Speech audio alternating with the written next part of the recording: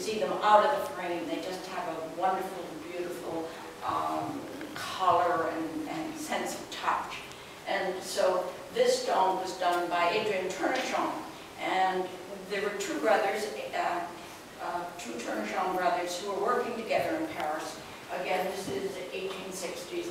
They got into a fight, and one of them stayed in Paris, took over the studio, and is now known as Nadar, who is the historically the famous portrait photographer.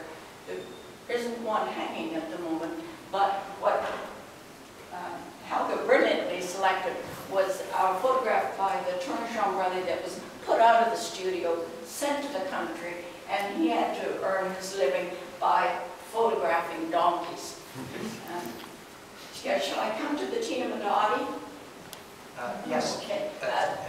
I've been very interested in the strength shown by women in a lot of the history of photography. And this one is a photograph by Tina Modotti, taken in Mexico in the latter part of the 1920s. And if you see the newspaper that she's reading, it relates to Stop the War with Russia. Tina was a very brave and interesting character. If you ever have a chance to read about her, it's a great life. But this one is done by Margaret White. There's also one of her classroom children over there.